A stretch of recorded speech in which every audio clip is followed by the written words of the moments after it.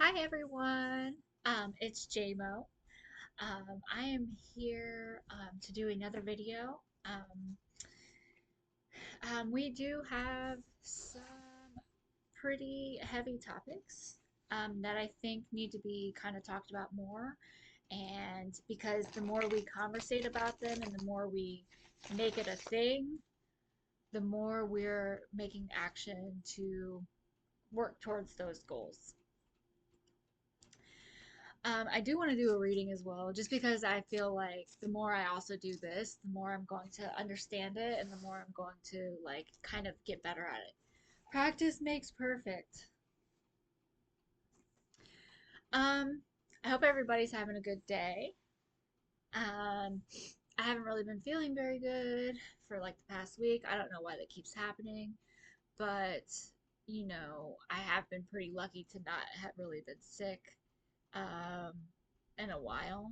And I remember like the last time I was sick, like as far as like uh, puking or anything, I was like, the next time I puke, I'm gonna just die.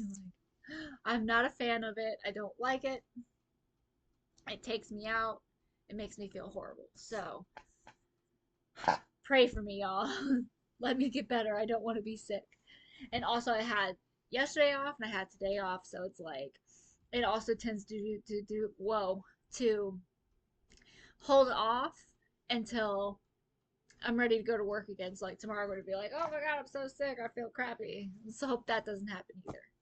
I gotta get through it. But so I do want to do a Miss Cleo tarot card reading, but I also have some other things that I want to mention.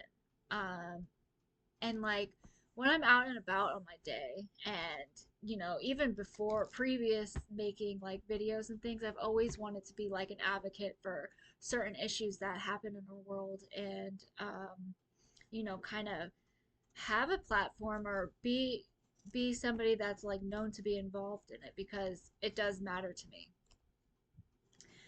Um, let's see. So I know it matters to everybody, but the more we make it, the more we talk about it, and the more we bring it to the forefront, I think the more it's going to be acknowledged.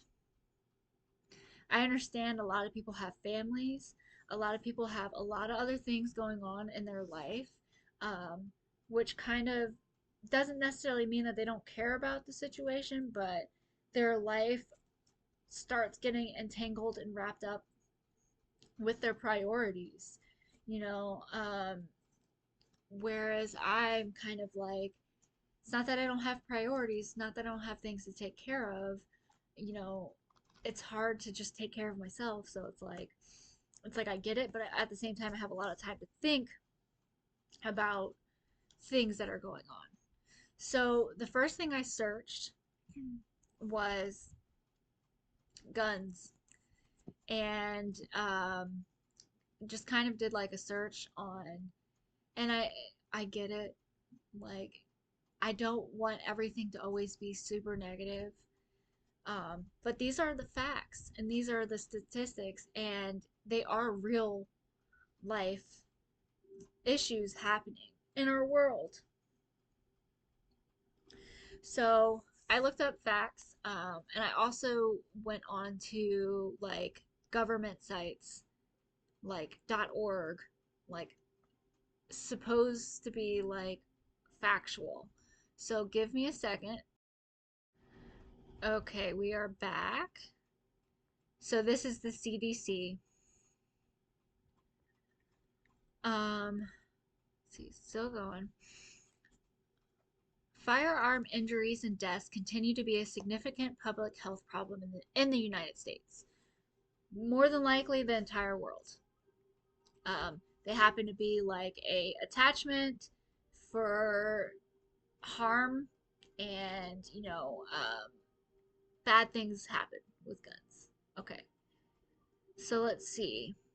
And like me just saying that very simple statement can have people turn against me. Um, I guess from to make you kind of come back to my love. Um, I like guns. I think they're cool.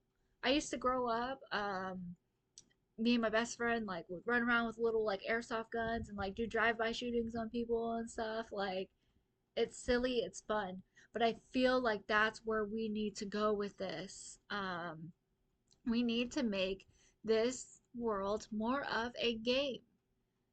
Like, okay, so like wars and people going to war and people sacrificing their life, I get like is kind of bigger than a game, but it would be nice to change our seriousness over into something a little less serious. And I get one action holds consequence for another one. So it's like, okay, so we've changed this whole war thing and we're now having saving a bunch of lives and now we have more mouths to feed. Okay, so let's take on one problem at a time. But I think taking down and eliminating things that are so unnecessary and to also make God proud is where we need to be headed.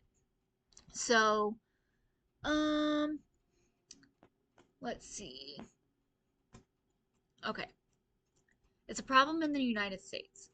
While firearm violence and injury affects people in all communities, some groups have higher rates of firearm injury than others.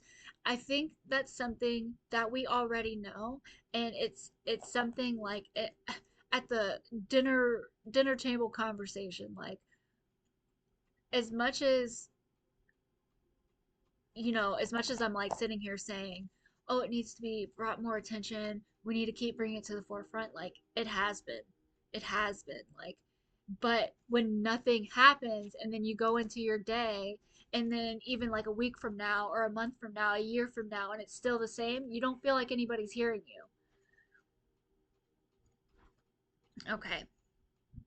So when they say affects people in all communities. Some groups have higher rates of firearm injury than others. I think we all know what we're referring to.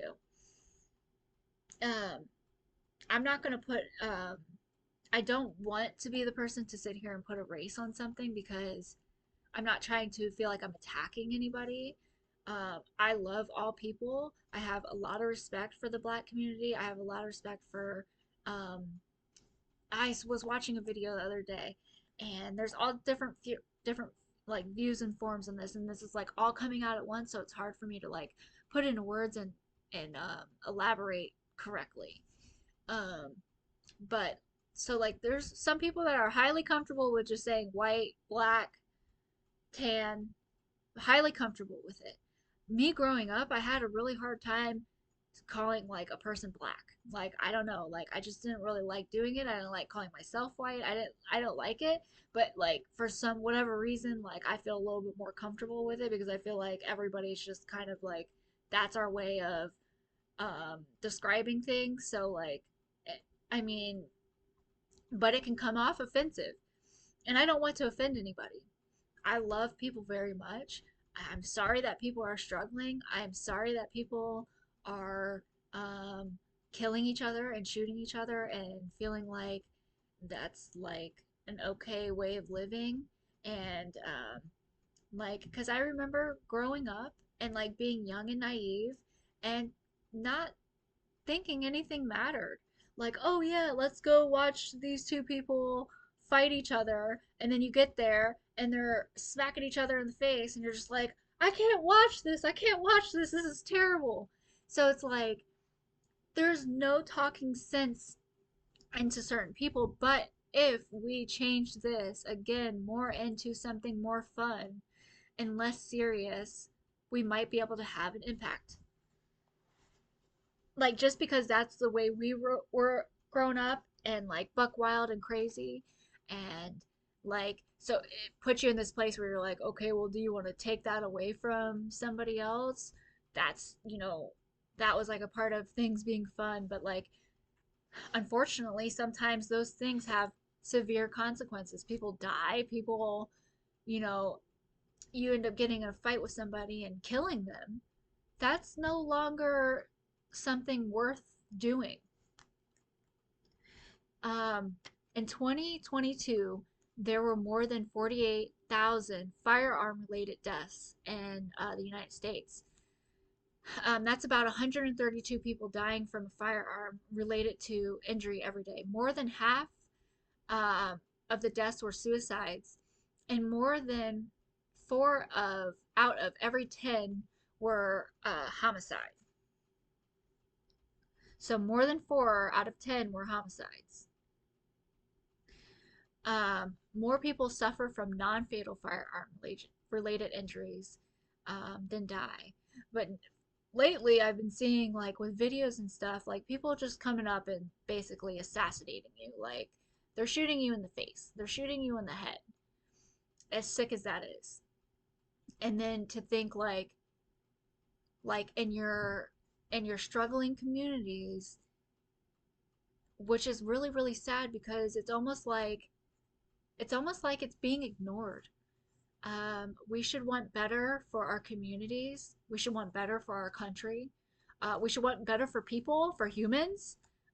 We should not want to see them sit here and struggle or feel like they have to resort because they don't have any other options into this crime, this horrible life of like hate and you know, like no longer really caring about somebody else to put food on their table. Like, no, we need to have other outlets. We need to build these communities up, and we need to make sure that we are taking care of people, especially because we're able to do so. Let's see. In my opinion, and I feel like my instincts are pretty good. I'm not a perfect human, and I'm not somebody that is like has done no wrong, because that's just not the case. But I am striving for something much better. So let's see.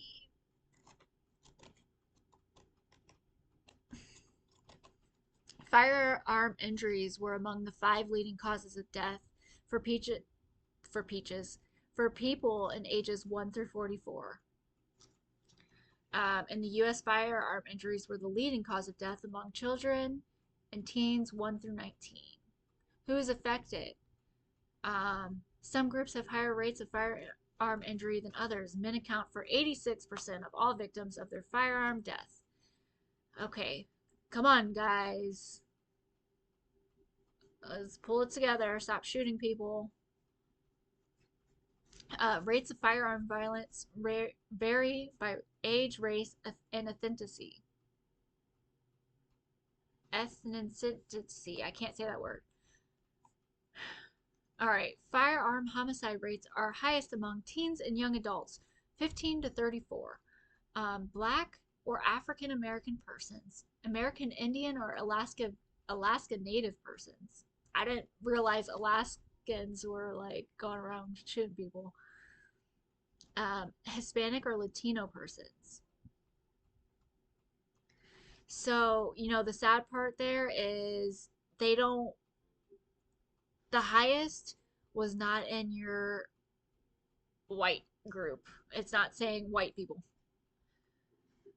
Now, do I discredit white people being absolutely batshit? I think, like, sorry for saying that because it seems like I'm saying, like, that's what this other group is. I don't mean to say that. You cannot judge somebody when you're not in their shoes. Clearly, there is a trend happening, and there's a reason why this this particular group is much higher. It's not because they are um, any less than us. It's because they're put into something. And the fact that it's saying teens, 15 to 34. Okay, I'm 33 going on 34. I could not see. I don't want to put myself into this because like I'm also not out here breaking the law and doing crazy stuff. So, but like teens, okay, a 15-year-old is in this. They're the people that are doing it the most. They're not developed yet in their mind. They don't know the actions or the consequence to their actions. We need to teach these people and guide them. We need to make sure that they're in a good place and know right from wrong. They don't know. I think they have feelings. I think they get caught and they get in trouble and they're in the hot seat and all of a sudden they're realizing when it's too late. We need to change this. We need, and like that's what creates the jobs. And in my personal opinion, that's a great outlet. Like you get to go help the youth. You get to help people better their life. That is a great job. Now, firearm suicide rates are highest among adults age 75 and older. So you're telling me old people are out here killing themselves? American Indian or Alaska Native persons, non Hispanic white persons. So the white people are out here killing themselves, old people are out here killing themselves. That's ridiculous. We need to have, like, that's why everybody's saying mental health, mental health, mental health, mental health, mental health. I don't know exactly why the old people are killing themselves. Maybe they're like in pain. Maybe something's going on. Maybe they can't handle it anymore. Maybe they want it to end. Maybe I don't know. Um, these iniquities underscore the importance of addressing the social and structural conditions that drive rates of violence and suicide. So, like, I love the part of this, like, being documented and kind of like we are making strides to make everything better. And somebody out here is doing the work, but we can't just say it or read it. We need to actually put these things into action. So there's also consequences where people who survive the firearm related injury may experience long term consequences, including memory, thinking, emotions, physical disability from injury to the brain and paralysis. I can't say that word. From spinal cord injuries. It's like, I'm sorry that I can't have all the answers. I am not God. I am not, just looking from the outside. Like, I know you've seen people in wheelchairs or like disabled that are very happy and they're okay and, they're grateful for life. But to think that we can continue this trend and keep doing it over and over and over is like something showing that we don't have enough compassion. We need to try to change these things. That person in the wheelchair, in my heart and soul, I believe that God one day is going to fix them. So it's like these things of like God and like miracles, and it's like, how do you interfere with that? Like, I don't think I'm able to control everything and change everything, but I know God is in control. So if that's the way He wants the world to run and function, and Him change the abilities and make miracles happen, and everybody's going through their own life, and everybody has their own thing to like to answer to God for, and this and that. Like, I get that I don't have control over that, but wouldn't it be a nice place to be to not have to have fear of someone coming and shooting your loved ones or just it's very sad. I just want to live in a happier world where we're not like feeling guilty like, okay, I'm over here, I have a very nice car, I have a shelter to lay my head, I have food, I have a loving family, and then to think like, but there's not people in the world that have it as good as me. Sometimes it makes you think like, okay, like that, what if that was me in that situation? Wouldn't you want somebody to help you? Absolutely.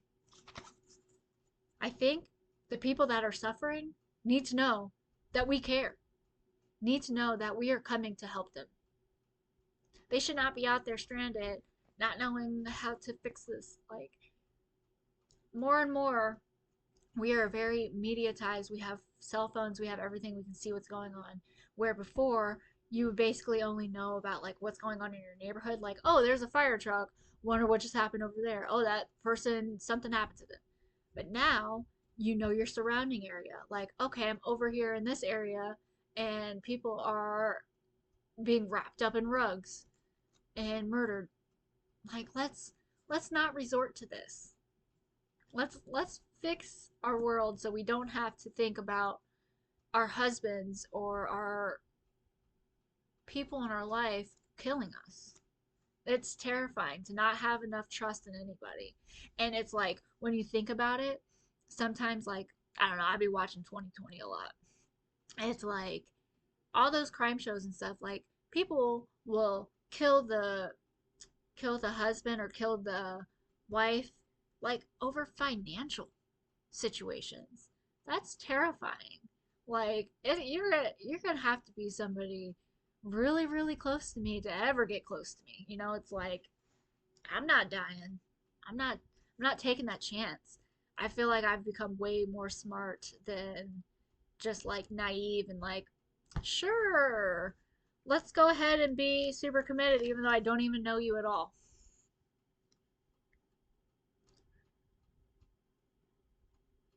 Because I feel like I should do like a video on like psychopaths and stuff, but there's really no telling. Like wasn't Ted Bundy like a nice, personable guy? Like, but in reality he was like killing people. It's terrifying, okay? Because I feel like sometimes you can kind of like judge a person. You can kind of be like, okay, they're not all there in their head. They're definitely not all there. Um, The effects of firearm violence and injury extend beyond victims and their families. Shooting incidents, including those in homes, schools, houses of worship, or workplaces, shopping areas, and the street, or at community events, could affect the sense of safety and security of the entire communities and impact everyday decisions. The economic part of firearm violence is also substantial. Firearm violence and injury costs the United States tens of billions of dollars each year in medical and lost productivity cost. Firearm injuries and deaths are preventable, not inevitable, and everyone has a role to play in prevention. Um,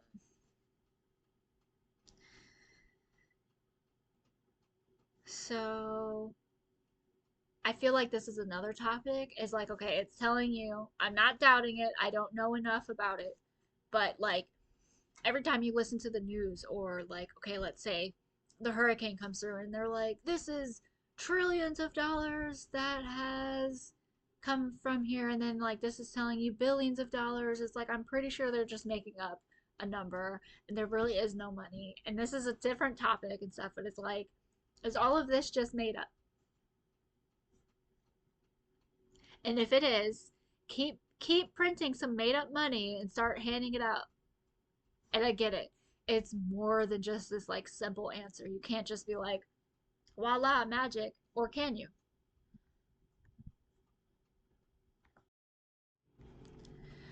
Okay, so moving on to the next topic that was on my mind.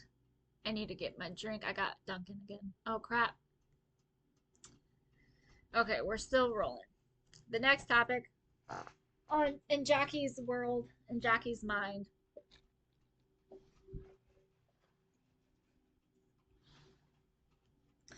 is the Mexican drug war.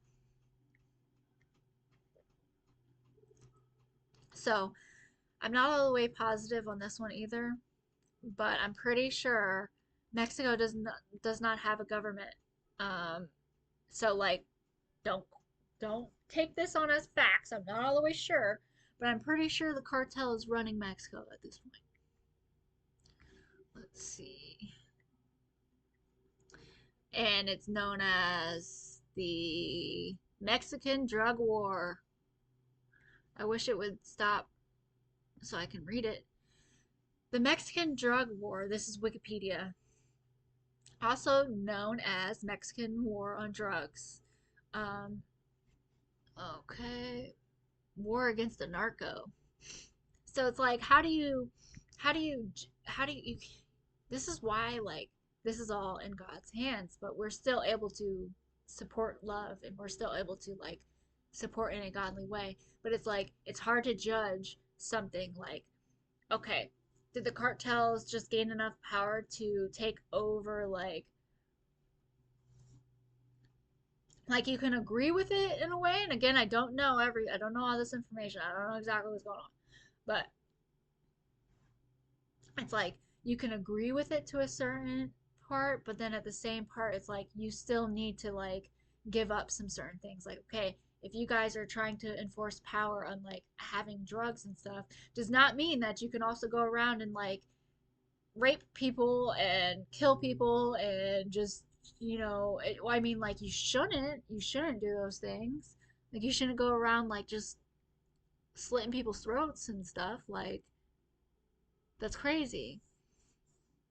Okay, but this is what it is an ongoing asymmetric armed conflict between the Mexican government and various drug trafficking syndicates. When the Mexican military intervened in 2006, the government's main objective was to reduce drug related violence. The Mexican government has asserted their primary focus is dismantling the cartels and preventing drug trafficking. The conflict has been described as the Mexican theater of the global war on drugs, as led by the United States federal government. Because as we all know, and you know what's cool too? Like I just want to shout out to like some of the like the men and stuff in life, because I feel like somehow you guys like have this like plethora of like information and you guys know about these things. So it's like somebody who I would never even had brought up. Like you strike up a conversation with somebody and you feel like they already know all this information. And you're like, okay, well, why aren't you saying more about it? Because it's like you know about um military, like you buy something on Amazon and it's like military grade. It's like me myself personally would have thought like, oh my god, this is some heavy duty stuff, where this man who knows about whose like interests are like war. I'm not saying every man, I'm just saying like certain people like are into like have this like intellectual like know about what's going on in the world, and it's like that means that the military grade thing is like the cheapest product ever. Like it's really not that good at all. And it's like, okay, well, I don't know where you learned this from, but go you. So I am literally going off of Wikipedia. I'm allowed to, have my own views and have my own opinions and do my own research and do my own things. Like I'm allowed to have that as well. But I feel like with people that are interested in these things and kind of know what's going on, to like come forth with an open mind, but also, like share your part, share your piece. Violence escalated after the arrest of Miguel Gallardo Angel Felix in 1989. He was the first leader um, of the first major drug cartel.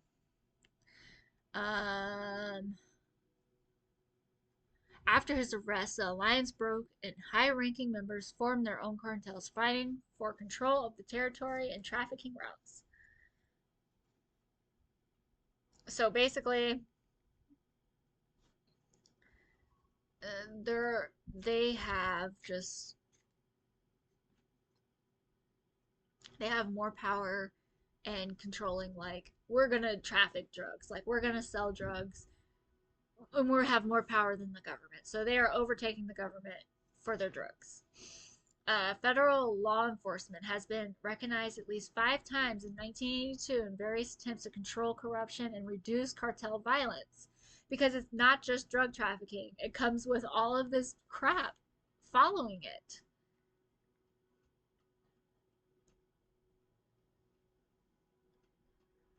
And it's like to think this is like someone's reality.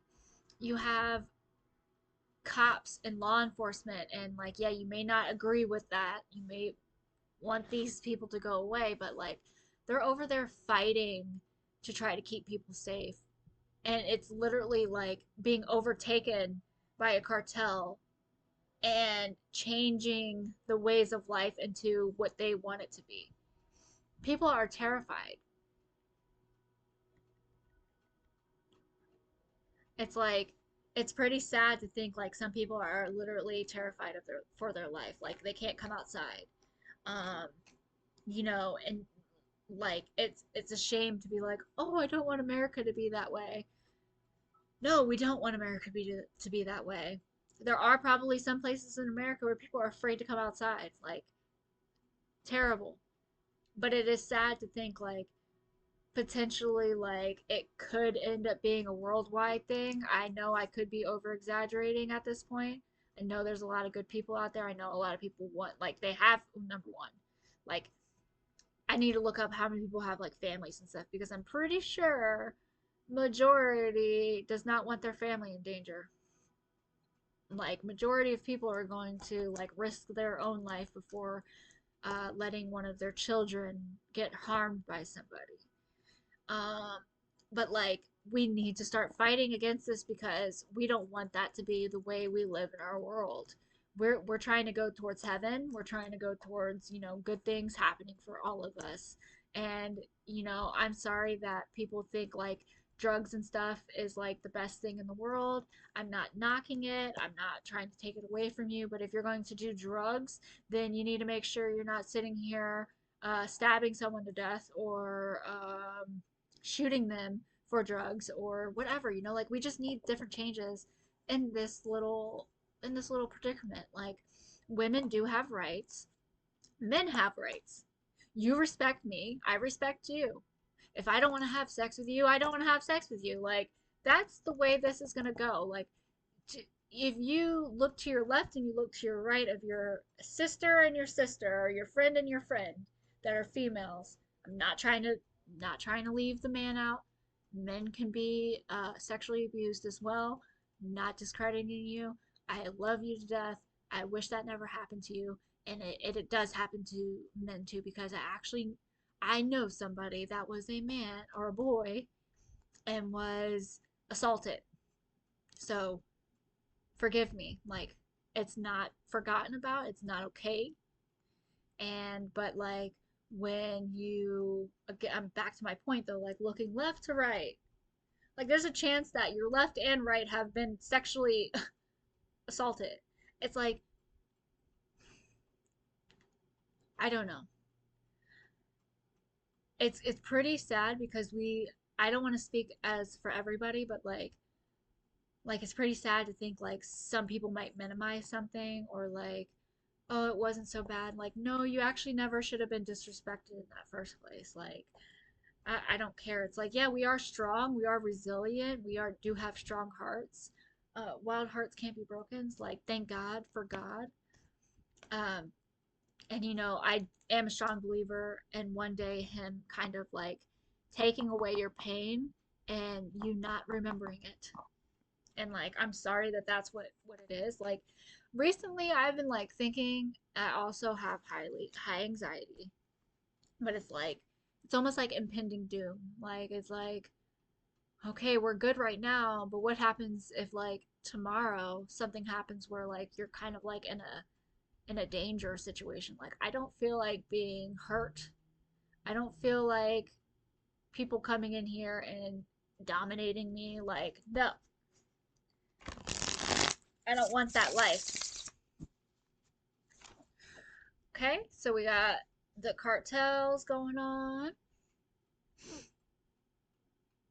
And also, I know my last few videos have been about the presidency and stuff like that, so I'm going to try to not focus on that as much in this one.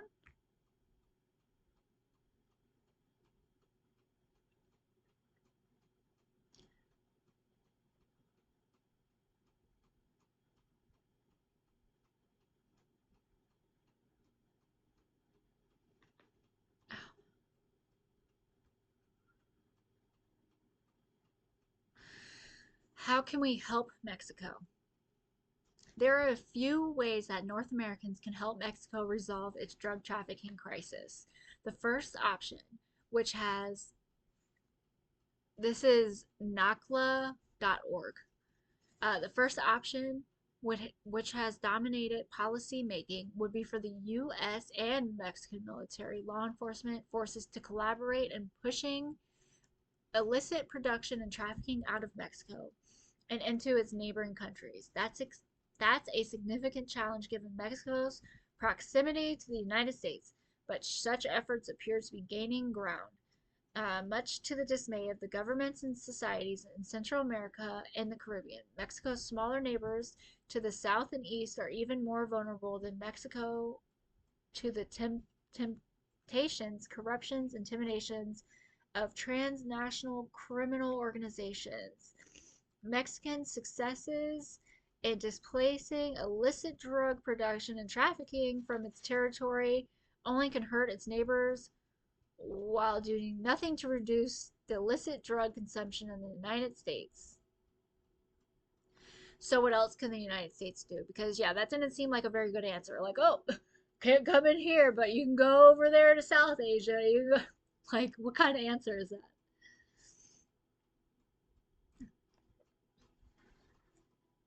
These answers are funny. So, what else can the United States do? But it's serious. There are at least five options. First, we can stop consuming the sorts of drugs that come from or through Mexico to the United States. Both Mexican President Felipe Calderon and U.S. Secretary of the State Hillary Clinton, I didn't know she was Secretary of State, agree on that, as do most people in both countries. But there is no historical evidence to suggest that such a simple solution is likely to happen. Only a few million people in the United States buy the illegal drugs that Mexico exports, and they seem mostly indifferent to the implications of the purchases of the border. Meanwhile, those who profit from the illicit market have every incentive to sustain it. So basically, it's like, okay, like if you're gonna do these crazy drugs and you're on that lifestyle, or if you're the drug dealer and you're making a bunch of money off of it, why would you want it to stop? You're not gonna want it to stop.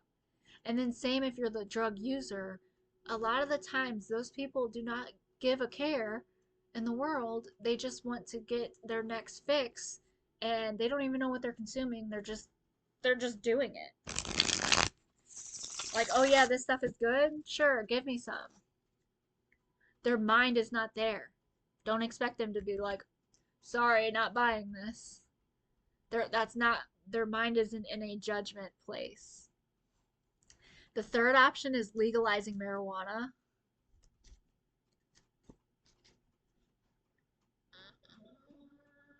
They should have did that a long time ago. But legalizing marijuana is won't solve Mexico's trafficking crisis.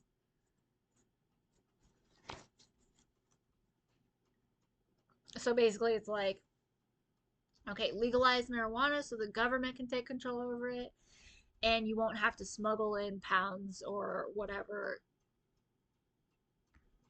of marijuana anymore. Like, it won't be like this like thing. Fourth, but unfortunately, it's not only marijuana, it's cocaine and heroin and meth. Fourth, we can get serious about reducing domestic demand for cocaine, heroin, and amphetamine.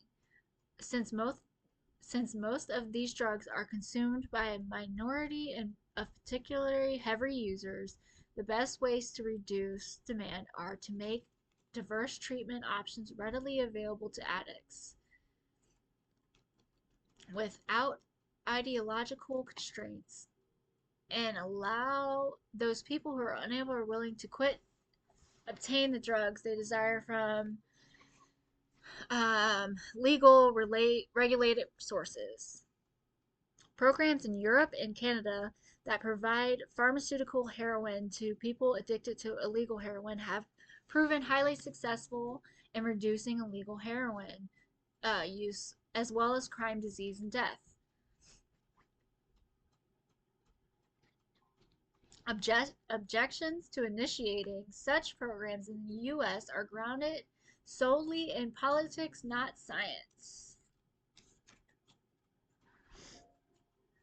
And in fifth, we can join with Mexicans in breaking the taboo in our public sphere on considering all drug policy options, including the great diversity of the options for legally regulating the drugs that are now illegal. Legalization has to be on the table, not because it's necessarily the best solution, not because it's the obvious alternative to the evident failures of drug pro- prohibition, but there are three important reasons: because it's the best way to significantly reduce the crime, violence, and corruption, and other extraordinary costs and harmful consequences of prohibition. Because there are many, because there are as many options, indeed more, for legally regulating drugs as there are options for prohibiting them. And because putting legalization on the table, asking fundamental questions about drug prohibitism, we have to debate whether drug prohibitions were or are truly essential to protect human societies. Well, my thought on it is like if drugs exist and they're like a part of the world, um, and people do them, then I say you do get involved with that and you do make it like, but I don't know. That's a tough one because drugs can totally destroy your life. So to like make them like a legal thing or like it's okay to do, I don't know if that's necessarily a good idea. Now, some people do drugs and they're like, this was the best thing ever, and it's like, why don't more people do this? And like, this is how this person got famous, or this is, what caused them to like do very well in life. And but at the same time, you could die from drugs, you could lose your mind, you could change you you're altercating like everything in your mind. So I'm not all the way sure, but I think it's something we talk about. Okay, before we move on, I'm just looking at like the outside. It's like an article, um, and they're just like little like topics. This one says, "I don't want to disappear. More women, children joining drug cartels, and then Mexico's drug cartels are thriving." So I don't want to disappear. Federal data underscores the daily perilous Mexican women face. Nearly half of all women in the country have been sexually assaulted over the course of their lifetime. In 2021 alone, almost 1 in 5 women were exposed to sexual violence. It's like, come on, men, we gotta do better than that. Got to do better than that.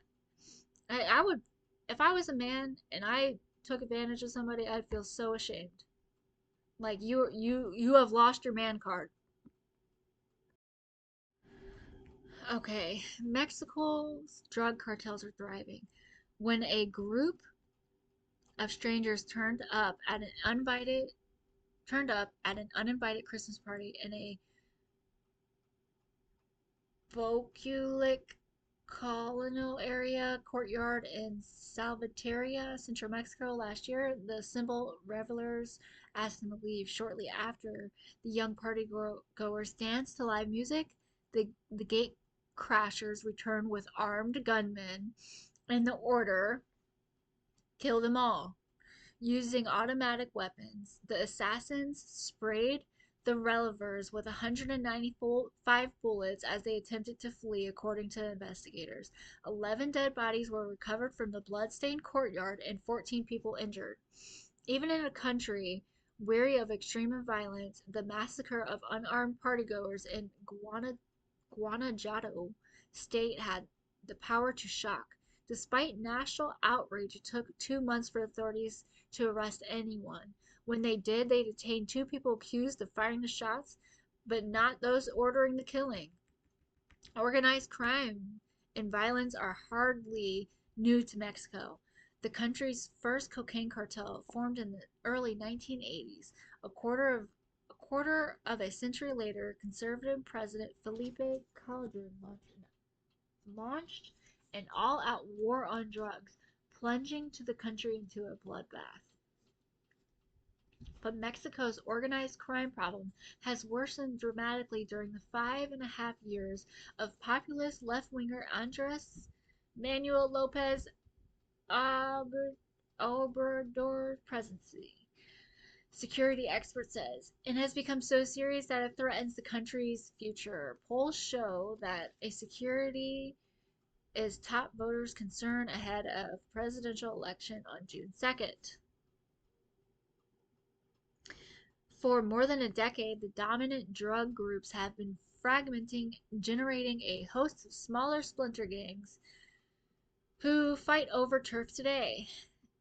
The two largest and the most powerful cartels, the Sinaloa cartel and the Jalisco New Generation CJNG, are the jousting with smaller rivals such as the Vigras, the Squirrels, and the Scorpions. That's really y'all's names. Many of the cartels have expanded into lucrative new business. In 2024, the U.S. Drug Enforcement Administration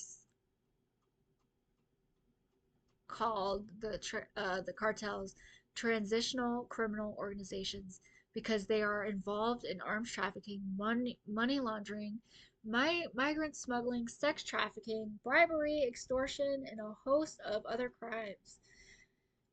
The cartels control more territory than ever before, about a third of the country, according to the estimate of the U.S. military. So there is a chart here, and it's showing who controls what. And basically, they are not playing when they say Mexico is controlled by cartels. But it's like, are you the judge to say this is something good or something bad?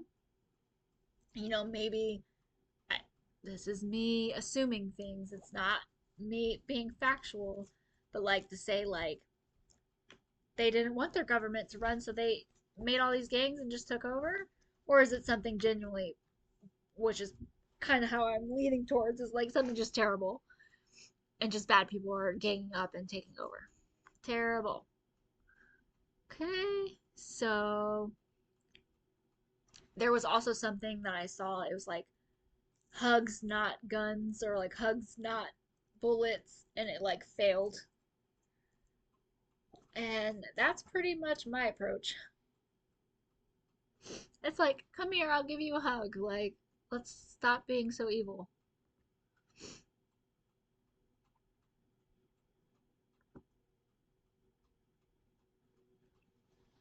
Okay, the next topic I wasn't playing when I was trying to warn you guys that this is pretty heavy is um 2,300 Americans are reported missing every day. So I don't know if anybody else has like seen like 48 hours, but they have one that it's like um that talks about like missing. And just because you're missing, like okay, so there's 2,300 every day.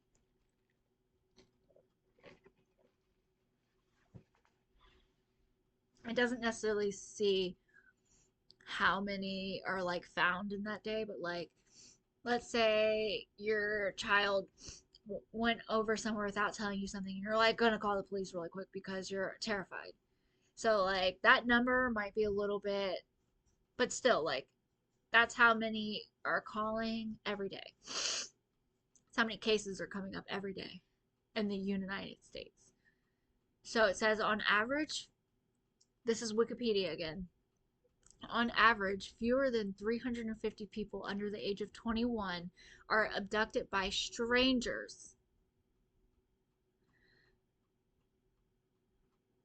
per year.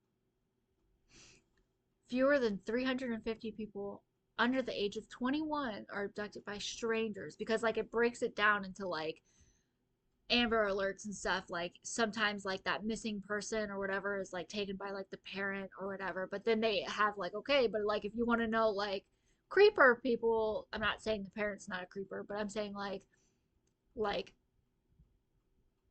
these bad people, like strangers, we'll just say what it says. um they're still out there doing it.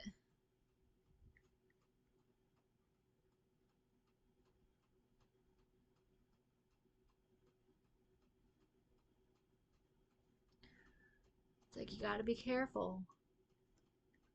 Got to be careful. Misty Beauty, you got to be more careful. Hold on. Kidnapping statistics for adults continue to remain elusive. Hmm, interesting. The crime of kidnapping is not separately recorded from the Uniform Crime Report. In 2010, according to the NCIC missing person file, over 69,000 individuals were categorized as person over the age of 21 not meeting criteria for entry in any category who's missing and for whom is reasonable concern for her safety. The federal government estimated around 70,000 missing persons above the age of 18 in 2001. Children. The vast majority of children abduction cases in the U.S. are parental kidnapping, where one parent hides, takes or holds a child without the knowledge or consent of another parent or guardian. Okay, so clearly we need some family counseling happening here. Let's not just take each other's children.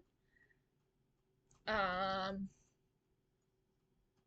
and also know who you are laying up with and potentially like about to have a child with. Like you make sure that's a we need to make sure that like people are understanding of what they're doing at this point. But that can also be very tricky because at that time you might think you love this person.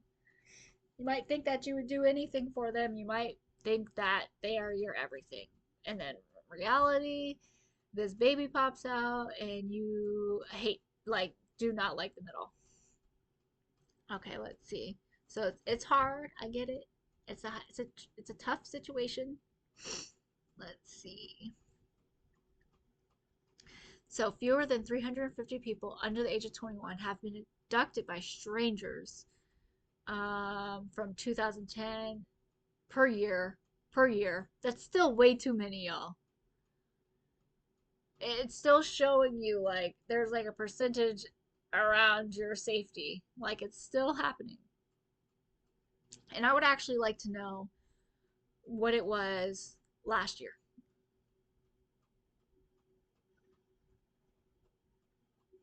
According to the State Department, between 2008 and 2017, an average of about 1,100 children were abducted from the U.S. to a foreign country. Okay, so how do they even know that? How do they know the kid was taken from the U.S.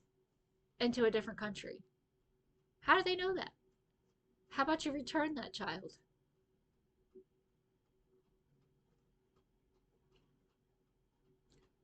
That's so sad. Like, I couldn't even imagine. So, like, on the topic of kidnapping, like, and just like these past years that have gone by, um, and me having a high anxiety and being like super, super worried about everything. But like, just like driving on the highway or something, not like the highway, but like main, like, I don't know what it'd be called. Maybe it is a highway. I don't know if it's a highway or not. But so you're driving, not thinking about anything, and then all of a sudden you feel like, so it's like a dump truck or like just like a like just like just I don't know how to like I don't know how to describe it. Not like a dump truck, but like something that's like encased and can just hold like a whole bunch of people. And like I'm listening to my music and I'm driving next to these people and it sounds like there's like I don't know if it's in my head. I don't know if it's just me thinking something, but it sounds like a whole bunch of children just screaming inside of this, like, and it's just the thought in my head, like, if that was a reality. Like, here you are, just doing whatever you want to do, and you're smuggling a whole, like, in my area. Like, because I feel like so much has changed over the past, like, few years, and I'm not sure if that's just something I'm making up or if it just genuinely is happening. But to think like here you are, you're just getting back from McDonald's and here comes a car past you and they're just trafficking a whole bunch of people and you don't even realize what's going on and they're right next to you in traffic. Right next to you. They're right next to you. And they think they can just do whatever they want. Same with like another time when I was coming home. Um, I was at the light, and then there's someone right next to me, and it's like a white van, and it had like curtains all on the, and it just looks weird, and you don't know what's going on. But then we're at the light, and we're turning, and they're turning off to go to Wendy's, and I swear I see like this like hand, and I'm like, was I just like, because I was already sketched out when I was next to this person. I was like looking, I was like that kidnapper van, creepy, weird clothes everywhere, like it's just sketchy looking. And I was like, was that my mind playing tricks with me or not? So then I'm like, first of all, like sending in things to like the tips, and I'm like, they probably think I'm fucking crazy. And I'm just like, I think I saw a hand. And then I'm like looking up, like, is anybody missing in this area? And then you find people are missing, and you're like, oh my gosh, like, because if that was you in the back of the van and you're trying to flag someone down, why don't you hope to God someone was like seeing you?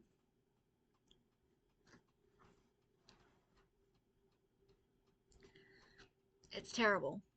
So again, I'm sorry that this is like super heavy, but this is what I be thinking about. And this is what I be like wanting things to change because I feel like it would be just such a better place. And I guess like that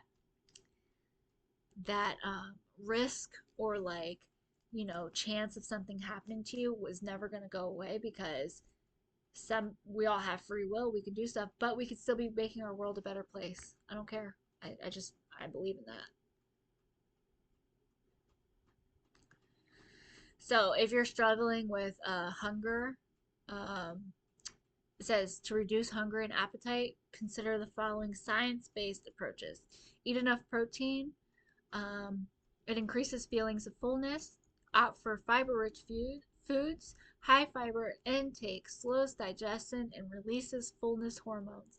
Drink plenty of water. Choose solid foods to tame hunger. Eat mindfully. Eat slowly. Exercise regularly. Additionally, addressing food waste, promoting plant based diets, and improving crop yields can help uh, fix hunger on a larger scale. Because as we grow older and we go into like certain workforces and we're like, oh my gosh, seriously, you're wasting all this food when people are starving, stuff like that. Like we could be doing stuff right now. I know Panera, which is also a delicious restaurant. They're so good. If you haven't had Panera, go get you some. It's delicious. But that was my first job ever. And like at the end of the day, all of their bakery and stuff, they would obviously like they're taking it out because the next day they're having fresh new stuff. But everything that was left over, like I believe we got to take some if we wanted it, but you would donate it to people who needed food, which is the way we should be doing it. Like unlike Walmart who just throw that stuff away. So then you have people like in the dumpsters behind Walmart picking through all the food. Like how about we just keep that food and not waste it just for your money and greed to like claim it out. Like you could should still be able to claim it out and then just instead of throwing this into the trash, like give it to people who need it. I can see that causing catastrophe. I could see that messing things up in a way. Like, why are we gonna pay for food when Walmart's giving out free food? Like, I get there is some complications there. I get it. Oh man, I clicked off of something I needed. So, so this is nationalaffairs.com and how to help failing black communities.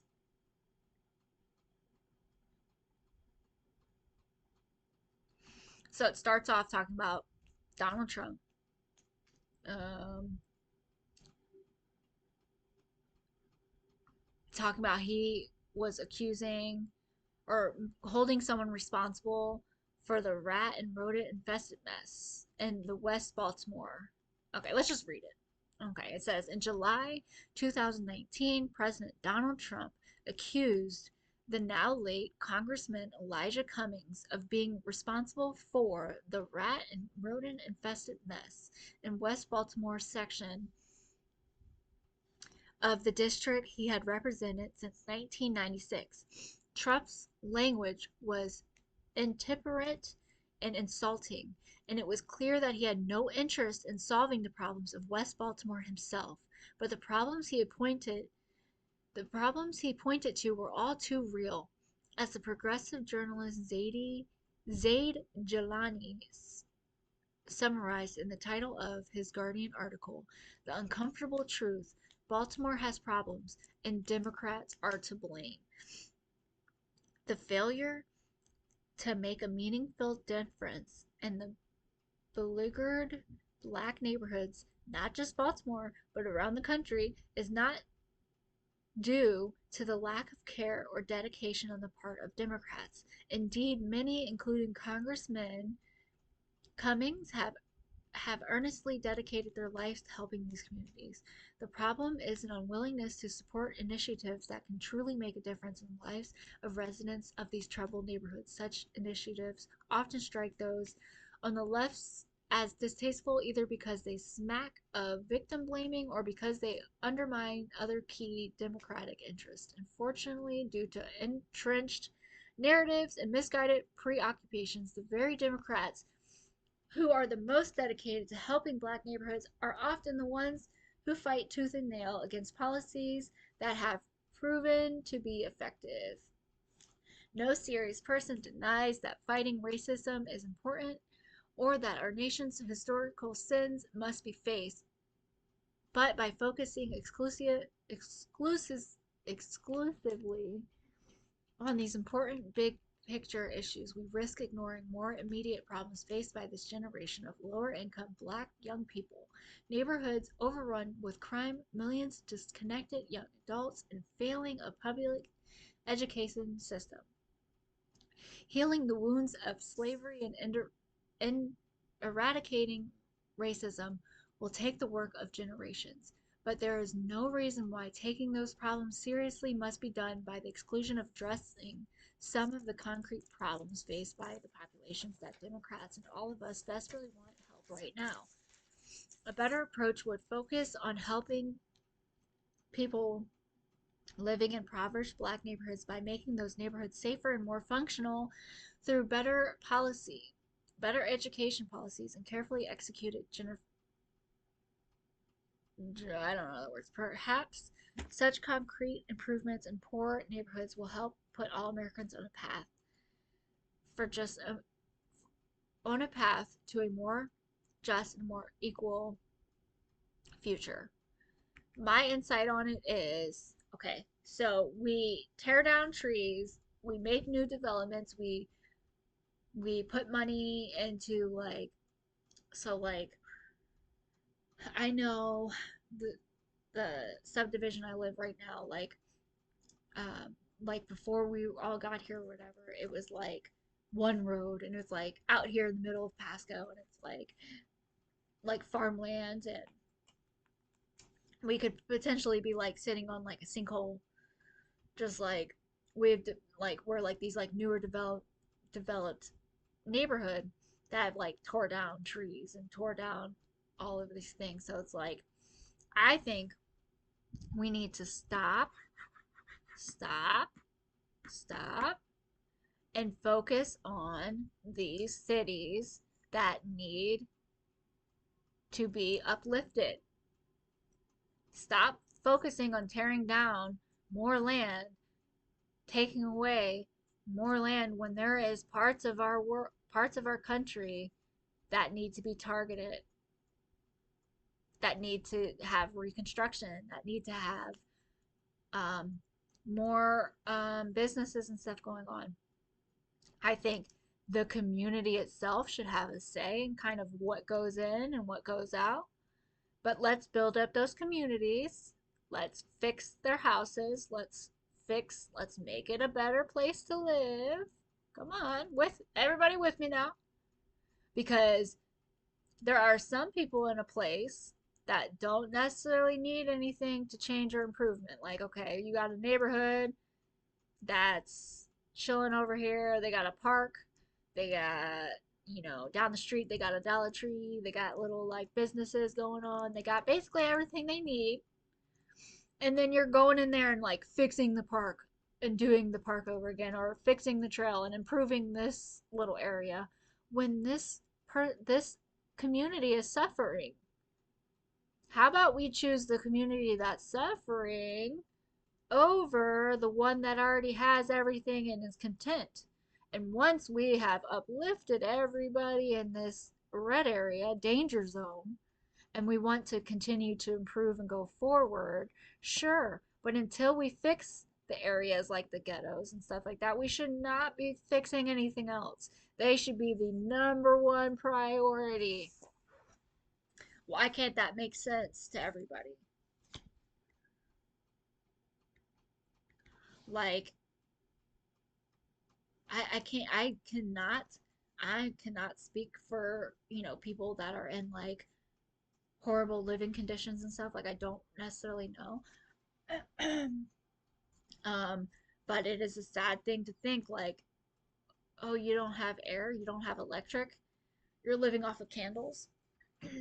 You don't have any like fun resources. You barely have food. You don't know how you're making it at the end of the day. Like, come on, let's build these people up. Let's build each other up. Because if you think about it, if it was you in that situation, you would want somebody to freaking help you. It's not fair. And you know what's really sad is like you're again, I'm not trying to offend anybody by saying black, but your black communities, your black people, are like the strongest people I've ever met in my life. Like they have a good head, they have a good moral compass. They are, very deserving of anything anybody else has. And the fact that we neglect them is a terrible situation. And I'm sorry to like leave out anybody else. It said something about like 7% of like white people. There's like a 7%, but like okay, so 7 minus 100. I don't know my math. 90, 93, 93%, or like 60 something percent is like the black community, and then there's like 40 something percent like Hispanic. It's like, come on, you're not going to take away that every race needs help. Yes, but there's statistics and facts and just right there in your face of who needs our help. So like it should not be offensive to anybody by saying we need to go help the black community, or we need to go help the Spanish community, or we need to go help these white people. Like everybody needs help.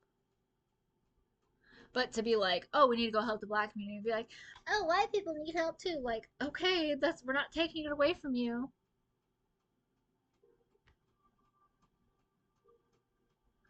But yeah, so those were basically my thoughts on it. Um, we need to get past certain like labels being set on people. Nobody is above another person. So I really hope we can like shift our focus. Um, and just to like think like, I myself don't have any money, so it's like, how am I going to go help this person or this person? But I think going forward, we should come up with some ideas. I don't feel like money is everything, and I feel like it almost should be like tossed up and changed up a little bit. But like I don't know. I'm about to like start like something like, or we can like genuinely be like, oh, hey, Trump, since you have trillions of dollars, let's go ahead and start some projects here with your money because um, that's what you need to do for us. That's how you're gonna make up your character right now. You're going to build up our ghettos. And, like, appreciate you. Like, this is so much more than a game, and I'm being dead ass. Like, I I I I don't know. I feel like there should be like, okay, this tax bracket up here that has, and see, that's what the hard part of it is. Like, I don't know if I necessarily wanted to make it like a politic thing. Like, this is how we're doing it, and we're using, but like if that's the way it has to be, then that's the way it has to be. But we have to start making things actually make sense, or we're in a lot of trouble. All right, y'all. I guess I'm not gonna do a reading because it's gonna just make this too long. I'll try to come back a little bit and do another one. Thanks for being here with me and listening to my thoughts. Um, and also not my thoughts, but like Wikipedia and just things like that. But hope you guys have a good rest of your day. Um, do good, be good. See you later. Holla.